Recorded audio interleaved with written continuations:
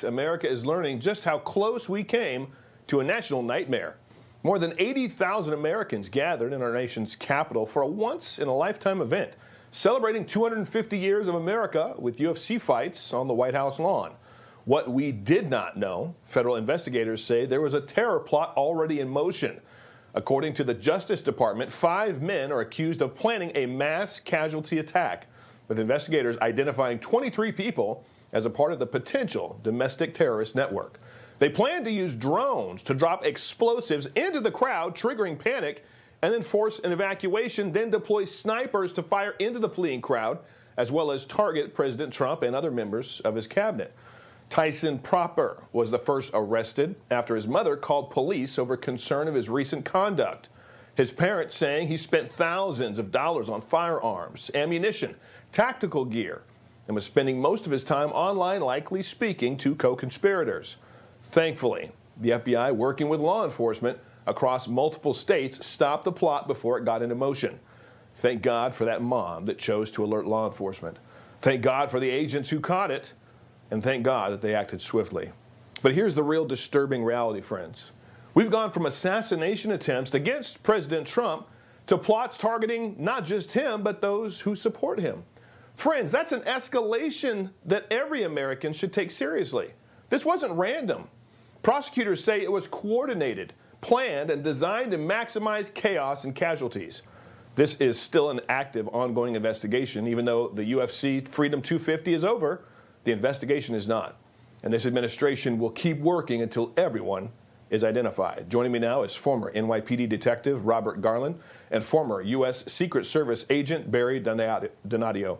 Gentlemen, thank you for joining the Pulse this evening. Tyson Proper, he told investigators that this attack was designed to jumpstart a revolution in the United States and others who are allegedly involved and that have yet to be arrested. So, Barry, does this concern you that copycats might try to pick up where these guys left off? Dave, thanks for having me on your show again. Great to be with you. And yes, absolutely. This is very, very serious. And you took my words already. Thank God for the police. Thank God for Knox County Sheriff's Department. Thank God for Dansville Police over in Ohio. Thank God for the FBI and the U.S. Secret Service.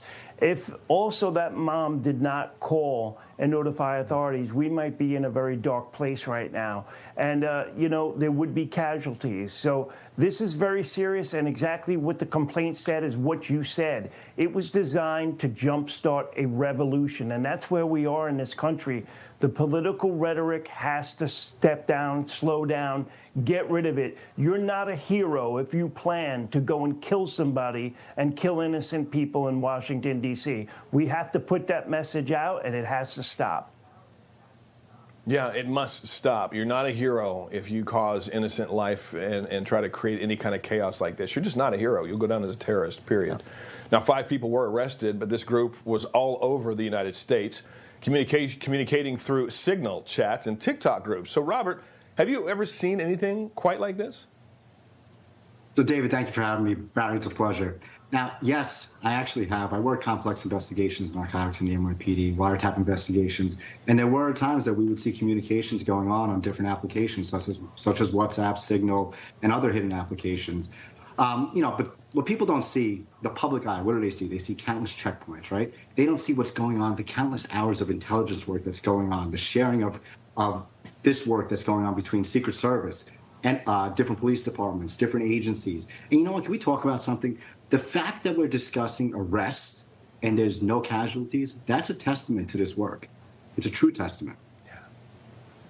Yeah, it definitely is. This definitely could have been a lot worse. And for all the world was watching as well. I don't know who wasn't watching. Now, according to the affidavit, this group was broken up into tiers, with Tier 1 being operators on the ground.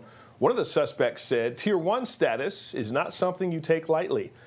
You will be sacrificing for your country and carrying a brunt of the weight. So, Barry, these lunatics literally think they're actually fighting in some way, shape, or form for America. They feel like they're doing this for their country. They understand that it could cost them their life, yet they're willing to go through with it. Or is this a new breed, a different kind of criminal that we're dealing with here now? It looks like a bunch of misguided young people that want to feel special. and that's it. It's nothing more than that. And if you're led down the path to do something like this, and led down the path by a group of people that you've never met on the internet, who by the way, can be foreign intelligence agents posing as other Americans to get us to kill each other. Okay, that's a very real possibility, and I'm very curious to see what's really behind this. So listen, if you're watching this show and you're young and you have these thoughts, make no mistake about it, you're going to be in a jail cell for the rest of your life. These young people, I think they were manipulated. It's very sad. They're also a victim of this because they're not thinking straight. They're getting all their information off the internet. They're making a life-changing decision based on somebody they never met just to feel special. And this young man here that we're talking about, he's going to be spending, if not the rest of his life in jail, probably a good 20 years or so. Yeah, he's going to be away for a very long time. Now, former FBI Deputy Director Dan Bongino, he's warning that rapidly advancing drone technology is a major threat, saying this technology is evolving on probably weekly, not monthly cycles. It's very difficult to defeat. So, Robert, is the FBI prepared for these drones in the hands of unvetted people with no military background whatsoever? Now, I'm by no means trained in the FBI. Right? I'm only trained in NYPD and what I know there. And I could more than likely assure the American public that they're definitely prepared for this.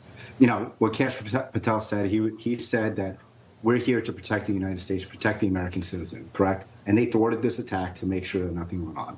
So by all means, I believe that they're 100% ready for these types of attacks. It's scary. It is a scary threat, but I don't think it's going to happen. Yeah, hopefully there's some kind of technology to detect drones when we've got, I'm sure the place was lit up with our own snipers and Secret Service and security all around the White House. But how close can someone get with a drone? You know, how far can it fly before it's detected? All those things become very, very serious questions that need to be answered, and I'm sure they're working on it. Now, according to one of the suspect's mothers, the group complained about government corruption, handling of the Epstein files, data centers, and other government actions. So, Barry, how much do you think that these people were influenced by the media's negative coverage of President Trump? Well, quite obviously, quite a bit, as we can see. It just seems to be the new thing that the younger generation is manipulated very easily by anything they see on the internet. They hear something and they take it as solid gold that it's true. And you really have to vet your sources. If you are concerned about something, please do the research. And, you know, another thing, everybody in this country has a right to run for office. If you're unhappy with the way our country's going, each and every one of us can run for political office and be part of the solution that they seek. You don't have to do it with a gun. You can do it through the ballot box, and I recommend that. So if you're not happy, run for office, run for Congress, run for your local county office, whatever it might be. But don't ever think about doing something like this. You'll spend the rest of your life in a jail cell, you might be dead, and you certainly won't be known as a hero. Yeah, and you'll destroy the lives of all those, you know, all the family around you, you know, especially if they already carry something like this out. Not only are they destroying other people's lives, but your own family. It's just, they're going to be torn up forever over it. Now, Robert, how concerned are you about potential future attacks against President Trump? I mean, those future attacks could happen at any time, right? But I'm not concerned. I believe that we're prepared for this, we're ready to go, and we're making every necessary precaution to make sure that nothing like this happens. Now, you know, something to go off of what Barry said, a lot of these individuals, the younger society that's coming through, all of their action that they're doing, there's no repercussions for any actions anymore. And it's sad. It's really sad. You know, as a retired law enforcement officer, I saw the way that, you know, policing changed over the years, over the course of 15, 20 years. And in today's day and age, there's cameras everywhere. People are afraid to do anything. Officers are afraid to do their job, and it's really sad. It's sad, especially like at large-scale events when there could be a potential attack. You know, they're still afraid to do their job. Well, I'm thankful for all of the people out there that pray for the safety of President Donald Trump. I think this is case in point. One more reason, just a reminder, to pray for the safety of our president, his family, our administration, and pray that terror attacks like this get thwarted, get found out, and get stopped just like this one did. Robert Garland and Barry Donadio, God bless you both. Thanks for joining the Pulse tonight. Thank you. Coming up,